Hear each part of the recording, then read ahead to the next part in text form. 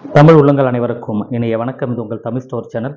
So நிறைய மாணவர்கள் கேட்குற கொஸ்டின் என்னென்னா, அட்மிட் கார்டு நமக்கு எப்போ வரும் அப்படின்றது தான். ஸோ அட்மிட் கார்டை பொறுத்த வரைக்கும் வந்து நார்மலாக, அதாவது அட்மிட் கார்டு எல்லாருமே எதிர்பார்த்துட்ருக்கீங்க. நீட்டுடைய எக்ஸாம் விரைவில் வரப்போகுது. நமக்கு ஏற்கனவே எக்ஸாம் சிட்டி சென்டரோட அந்த ஸ்லிப் வந்து கொடுத்துருப்பாங்க. யார் யார் எந்தெந்த சிட்டி அப்படின்றது கண்டிப்பாக உங்களுக்கு தெரிஞ்சிருக்கும். ஸோ அடுத்து நம்ம எக்ஸ்பெக்ட் பண்ணுறது அட்மிட் கார்டு. ஸோ அட்மிட் கார்டில் தான் அந்த சிட்டியில் எந்த சென்டரில் உங்களுக்கு வந்து எக்ஸாம் நடக்க போகுது அப்படின்றது தெரிய வரும். ஸோ அதனால் ரொம்ப அக்ரெசிவாக எல்லோரும் வெயிட் பண்ணிகிட்ருக்கீங்கன்னு தெரியும். பொதுவாக வந்து என்டிஏ என்ன பண்ணுவாங்க அப்படின்னா, நம்ம அதாவது ஜேஇ மெயின்லேயும் சரி, ஜேஇலையும் அதே நிகழ்ச்சி தான் நடந்தது. நம்ம நீட்டுக்கும் வந்து பார்த்திங்கன்னா அதே நிகழ்ச்சி தான் கண்டிப்பாக நடக்கும். லாஸ்ட் இயரும் அதுதான் நடந்தது. என்ன அப்படின்னா, அதிகபட்சம் 5 to 3 days, 3 டேஸ்க்கு பிஃபோர் ஆர் 5 டேஸ்க்கு பிஃபோர். ஸோ இந்த ரேஞ்சுக்குள்ளே தான் வந்து அட்மிட் கார்டு கண்டிப்பாக ரிலீஸ் பண்ணுவாங்க. இது யூஸ்வலாக நடக்கிற விஷயம். ஸோ அது ஒரு 3 நாளுக்கு முன்பாக அல்லது 4 நாளுக்கு முன்பாக அவங்க ரிலீஸ் பண்ணுறாங்க அப்படின்னா, அதிலிருந்து அந்த டீட்டெயில் எல்லாமே ஃபோட்டோ ஓட்டுறது, சைன் வாங்குறது, செக் பண்ணுறது, எல்லா டீட்டெயிலையும் நீங்கள் முடிச்சுட்டு, நீங்கள் தேவையான டாக்குமெண்ட், தேவையான விஷயங்களெல்லாம் தயார் பண்ணிவிட்டு நீங்கள் ரெடியாக போகிறதுக்கு வாய்ப்புகள் இருக்கும்.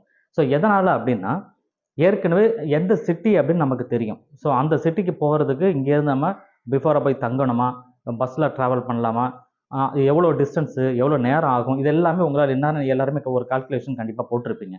ஸோ அப்போது அந்த ஏரியாவுக்கு நீங்கள் போயிட்டீங்க அப்படின்னா, நமக்கு அட்மிட் கார்டில் வந்து எந்த சென்டர் அப்படின்னு தெரிய வரும். கரெக்டுங்களா? எந்த சென்டரில் எக்ஸாம் எழுத போகிறீங்க அப்படின்ட்டு. அதுக்கப்புறம் அந்த சென்டர் அங்கே போய் நீங்கள் விசாரிச்சுக்கலாம். ஸோ இதில் முக்கியமாக ஒரு விஷயம் கவனிங்க. அட்மிட் கார்டில் ஒரு ஸ்கூல் நேமோ அல்லது ஒரு காலேஜ் நேமோ இங்கே தான் உங்கள் சென்டர் அப்படின்னு சொல்லி வரும். அப்படி வந்ததுன்னா, மேபி சில பேருக்கு ட்ராவல் பண்ணி போக வேண்டிய சூழ்நிலைகள் இருக்கலாம். அவங்க லோக்கலில் இருந்துட்டாங்க, அவங்க ஊர்லேயே கிடச்சிதுன்னா அவங்களுக்கு அந்த ஸ்கூல் எங்கே இருக்குன்னு ஈஸியாக தெரியும். அது பிரச்சனை கிடையாது. சில பேர்லாம் ட்ராவல் பண்ணி போக வேண்டியதெல்லாம் இருக்கும். 1 மணி நேரம் 2 மணி நேரம் ட்ராவல் பண்ணி போக வேண்டியதெல்லாம் இருக்கும். அந்த மாதிரிலாம் இருந்தது. இன்னும் சில பேர்லாம் நைட்டு போய் ஸ்டே பண்ணிவிட்டு காலையில் எழுந்திரிச்சு எக்ஸாம் போகிற மாதிரிலாம் இருக்கும். அந்த மாதிரிலாம் இருந்ததுன்னா, அதுக்கு முன்னாடி நாளே நீங்கள் போகிறது நல்லது. முன்னாடி நாளே எக்ஸாம் சென்டரையும் விசாரிச்சுக்கணும். எக்ஸாம் என்னைக்கோ அன்னைக்கு போயிட்டு நேராக நம்ம சென்டருக்கு போகலாம் அப்படின்னு நினைக்கக்கூடாது. ஸோ என்ன காரணம் அப்படின்னா, ஒரே சென்டரில் 2, 3 ஸ்கூல் இருக்கும், 2, 3 காலேஜ் இருக்கும். சரிங்களா? அது ஒரே பேரில் இருக்கும். ஸோ அந்த ஒரே பேரில் இருந்ததுன்னா அது இதுதானா நமக்கு தெரியாமல் போயிடும். அதனால் உங்களுடைய எக்ஸாம் சென்டர் எதுன்றது ஒரே நேமில் இருந்து 2, 3 ஸ்கூலோ அல்லது 2, 3 காலேஜோ ஒரே பேரில் இருந்தால் நம்ம கன்ஃபியூஸ் ஆகும். அதெல்லாம் நீங்கள் தெரிஞ்சுக்கணும் அப்படின்றதுக்காக முன்கூட்டி பிஃபோரை போய் செக் பண்ணுங்கள் அப்படின்னு சொல்கிறது. அது யாருக்குன்னா வெளியூரில் போய் எக்ஸாம் எழுதுகிற மாணவர்களுக்கு இது பொருந்தும். ஸோ இந்த விஷயங்களை கவனித்து நீங்கள் பார்த்துக்கணும். ஸோ இதெல்லாம் ஒரு பக்கம். சார் அப்போ அட்மிட் கார்டு எப்போ தான் வரும் அப்படின்னா, லாஸ்ட்டு 3 days பிஃபோர் அப்படின்னு நான் சொன்னேன். கிட்டத்தட்ட 1ஆம் தேதி லீவ் அப்படின்றதுனால வர்றதுக்கு சான்ஸ் கம்மியாக கூட இருக்கலாம். 2ஆம் தேதி வர்றதுக்கு வாய்ப்பு உண்டு. 2, 3, 4 இந்த 3 நாட்கள் நமக்கு இருக்கும். 5ஆம் தேதி எக்ஸாம். அல்லது இன்னைக்கு 29, 29 மேபி நாளைக்கு வந்தாலும் வர்றதுக்கு வாய்ப்பு உண்டு. ஸோ எனி டைம் வந்து நமக்கு நாளையிலிருந்து அல்லது இன்னையிலிருந்து எனி டைம் வந்து அட்மிட் கார்டு ரிலீஸ் ஆகும். ஸோ அது வந்ததுக்கப்புறம் டீட்டெயிலாக அடுத்து நம்ம என்னென்னலாம் செய்யணும் அப்படின்றத நான் சொல்கிறேன்.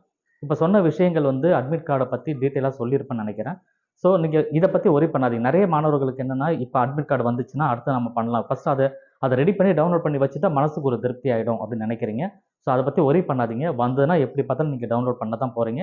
எடுத்து டீட்டெயிலாம் எழுதி வைக்க தான் போகிறீங்க. ஸோ அதை பற்றி ஒரி பண்ணாமல் படிக்கிற ஒர்க்கை மட்டும் நீங்கள் கண்டினியூ பண்ணிகிட்டே இருங்க. அட்மிட் கார்டு வந்ததுக்கப்புறம் நம்ம சேனலில் ஒரு நோட்டிஃபிகேஷன் வரும். நான் உங்களுக்கு இமீடியட்டாக அதை ஒரு வீடியோவாக எடுத்து கொடுத்துட்றேன். ஸோ மேபி உங்களுக்கு நியூஸில் தெரிய வரும். இன்னும் மற்ற சேனல்ஸில் நிறைய பேர் டீட்டெயிலாம் சொல்லுவாங்க. கண்டிப்பாக தெரிஞ்சிருக்க வாய்ப்பு இருக்குது. ஸோ நம்ம சப்ஸ்கிரைபர், நம்ம ஸ்டூடெண்ட்டுக்கு எப்படி அதை பண்ணணுன்ற திருப்பி நான் ஒரு வீடியோவில் உங்களுக்கு டீட்டெயிலாக சொல்லுவேன். After admit card releasing. சரிங்களா? ஸோ தேங்க்யூ ஃபார் வாட்சிங். வீடியோவை ஷேர் பண்ணிக்கோங்க. தேங்க்யூ.